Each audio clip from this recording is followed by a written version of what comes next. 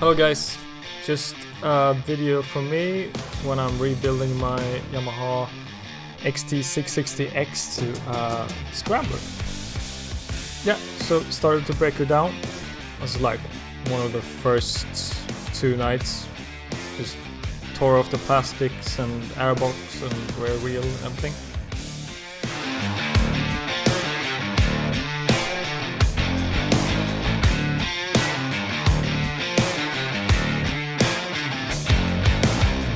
Yeah, so it's all the plastics and seat and everything that was over after the teardown.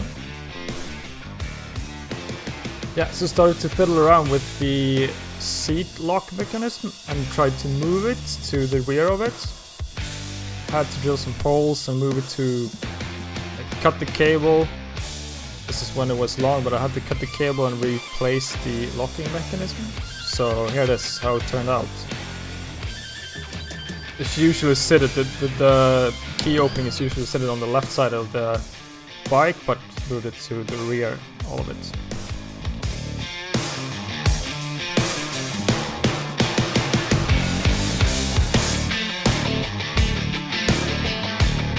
Yeah, starting to make the electrical tray, and I did the mold or the framework from just sleeping mattress material. So real cheap from the local store, and just purchase it and cut it. Had a few iterations of how I was going to do the electrical tray, but yeah, all the cables need to be fitted in, and etc.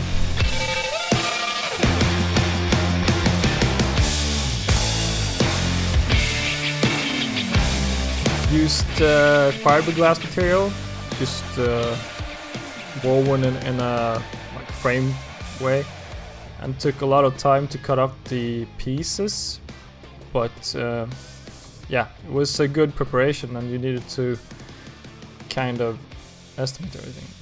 And I just took regular wrapping plastic used for food to make the tray, and there's the first pieces in there.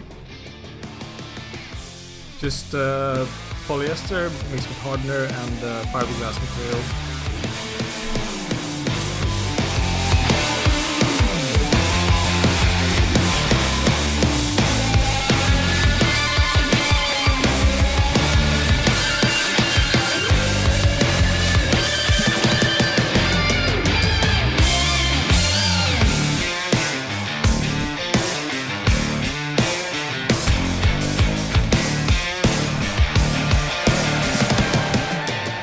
Second iteration I did the sides, and they come out pretty good. Very sturdy, I must say.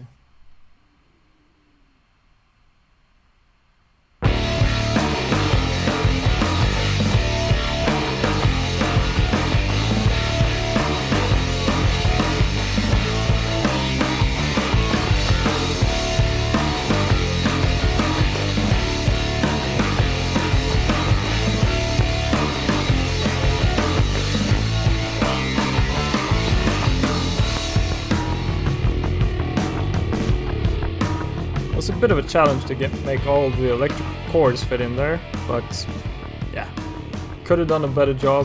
But I kept all the original cords as they are, so I haven't made that much changes to the electrical wiring looms, except the rear lights and the rear turn signals.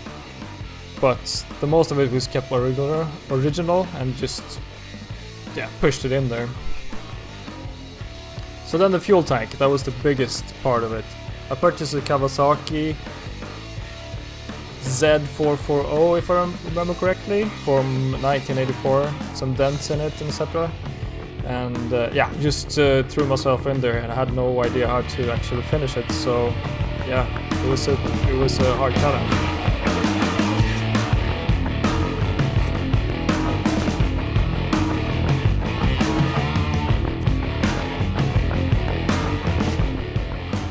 Fun fact, the fuel tank is from the same year I was born.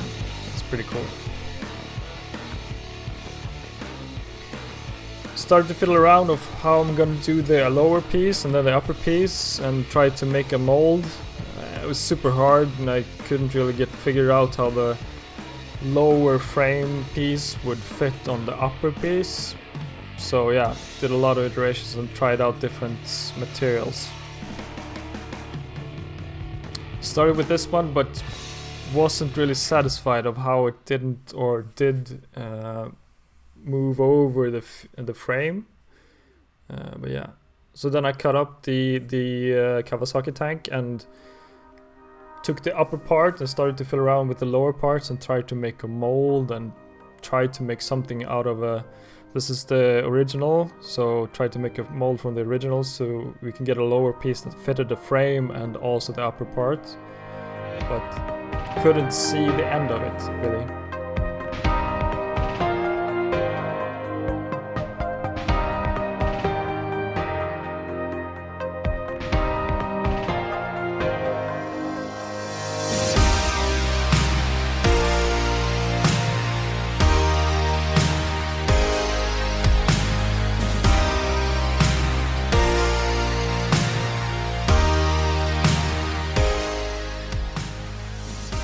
So I decided to cut the original fuel tank just because I know that the lower part here will really fit the frame and all the clamps and everything. So yeah, cut it open, the original one. Kind of a risky business, but then I knew that it was gonna fit the subframe and everything. So that's the original one I just cut out, and then the process started to fit this lower piece to the upper piece of the Kawasaki. Also what I got here was the fuel pump. It was really unaligned on the frame, so it was super hard to make your own. So that's what I got also for free when I cut the original one. Then I just needed to make the top one, this piece, fit on the lower level. And here's the first iterations of fixing it. What I found out was that the fuel pump did not fit in height of the fuel tank, so I had to make a compromise of somehow, because I couldn't really find a good fuel pump that fitted the hole and was lower in height. There you see that there's lots of space still needed to make the fuel pump in there. So I cut the hole in the top part to make the fuel pump fit. Compromises, yes, but the time and effort to find a new fuel pump that was smaller and also fitted the diameter of the lower part hole was super hard. So I started to make a compromise and also a new design of it. Then over to bending the rear loop of the frame.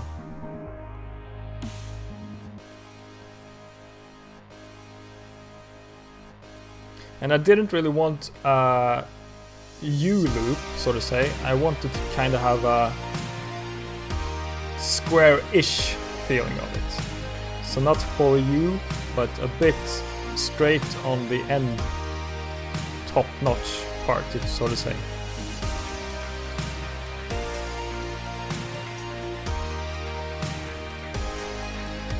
Off to welding. And this is after I cut the rear frame parts.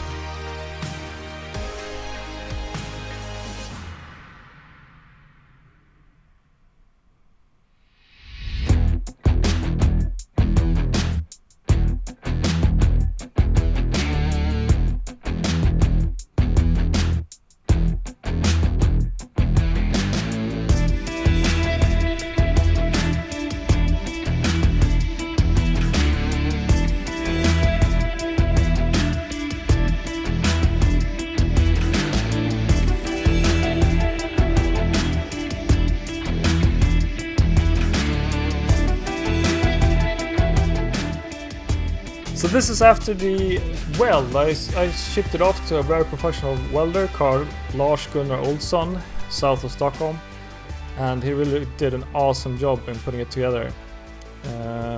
It was super hard and I never could have cheated on my own. So yeah, also pressurized and tested, so it was perfect. This is the top part, and I figured out I was gonna do something fun with it, so planning to do a holder for the mobile phone and the card. When if you have a rally, you have a time card on there in a pocket, so mobile phone and time card holder.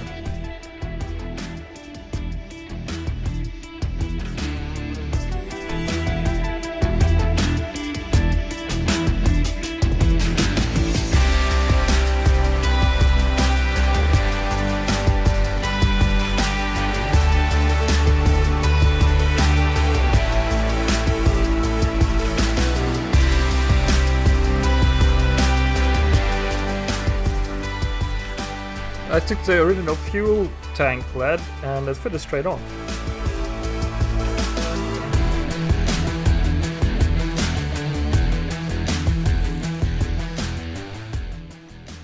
So electricals, just had to make everything fit in there. It was kind of a narrow space. And the rear LED tested and fixed.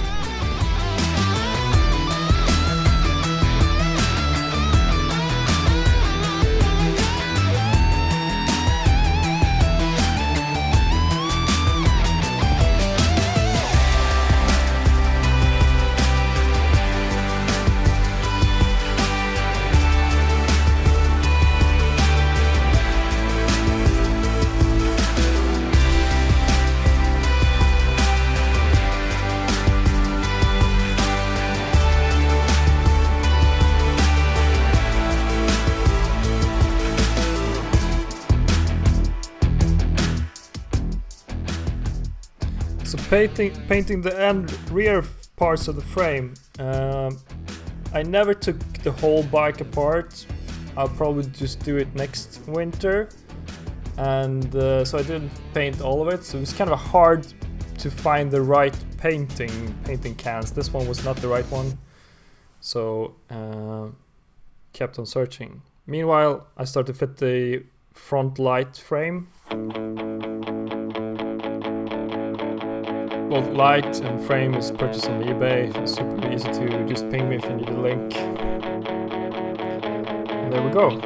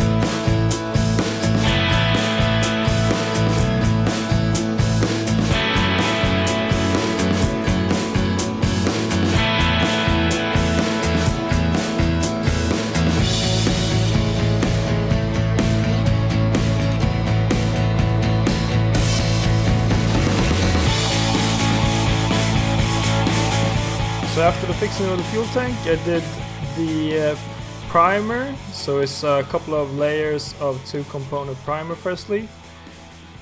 Then I did a 1-component just color.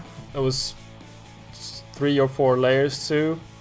And after the color, the 1-component color, I did a matte 2-component varnish. So end layers. There's the end result. Pretty happy with the matte, non-glossy finish.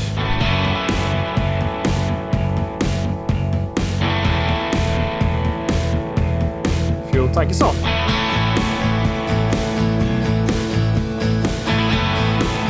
Stickers with Lagos Moto, printed by a colleague.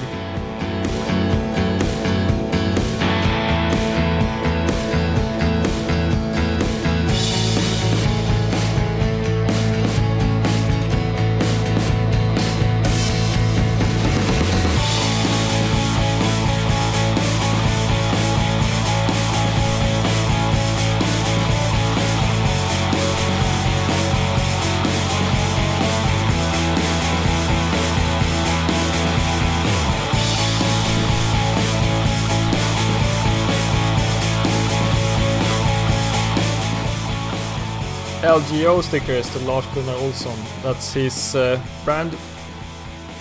And this is the pocket where you keep the mobile phones and time cards and Swedish snus, of course. Sturdy, holds up. 2 pocket of snus. Yeah.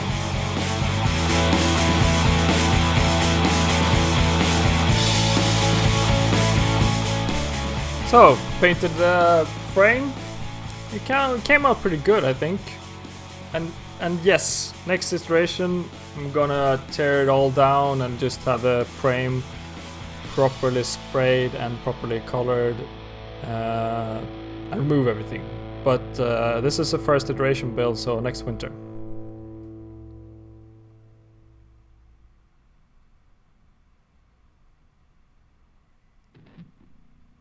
So I made the seating from just fiberglass, just straight onto there, wrapped it up with some plastic, and yeah, came out pretty good, I think.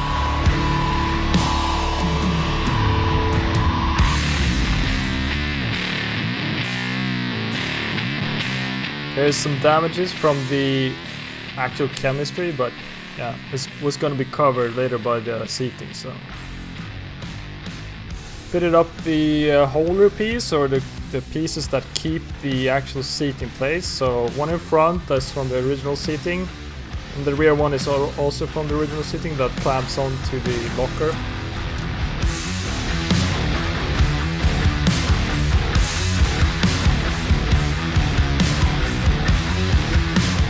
There we go. And also some first seating material just glued on there with some regular standard glue. And then the next seating, foam material. And the paintings are from the lines where I wanted the textile to go. So started to shape up the mesh. I wanted mesh and neoprene. So it's the same material as in diving suits, because it's kind of sturdy, holds up for weather, and yeah, I think it's a cool look too. This was a huge project to actually get all the pieces fit together according to where I wanted the lines in the textile. So I did some cutting in paper firstly just to get it out, and yeah, this is the first pieces. Super hard to get them aligned and get them sewn together. This took a lot of time, a lot of frustrations, but yeah, was able to do it. And that's the end result. Just stamped it on there on the rear, and yeah, fit it straight on. And also you can see here I fitted the Continental TKC 80s. So the tires are on there now. And a small zipper on the right side to keep the wallet or something. And here we go, the first test start.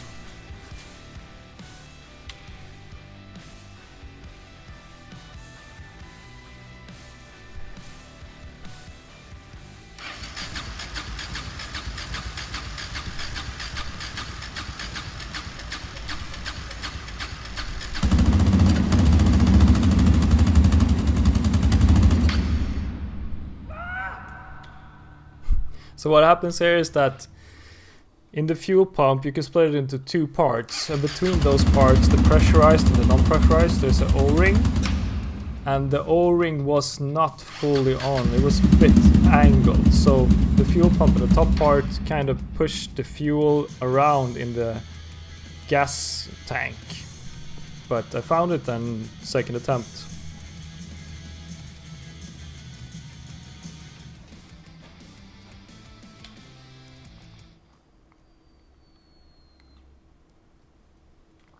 You hear the fuel pump actually building pressure.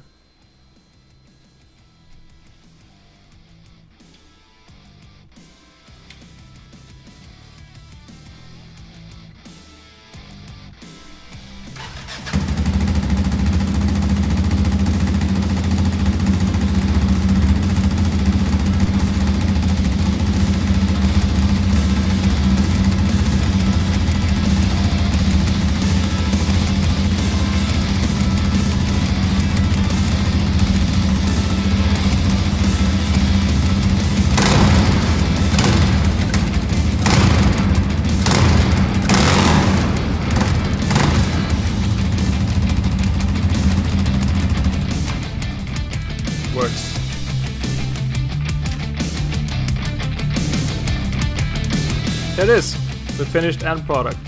Kind of. There's always still something you want to do and change in the future. But here's the wheels. The side pockets are also sewed, so it's in the same mesh as you can find at the rear seating.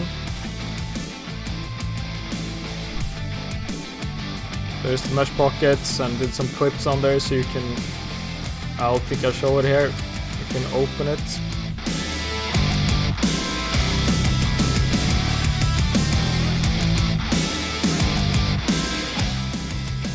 I sewn in the Velcro to keep the actual pockets from not hanging out there, so it keeps it in there. Also some Velcro on the fuel pump dent to keep the phones and everything on there.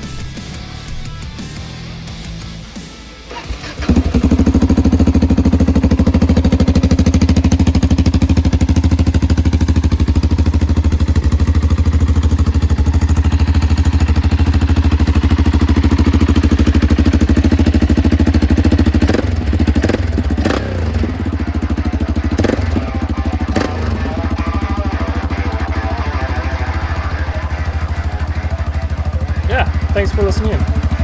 Here's the Scrambler. I call her Ikigai.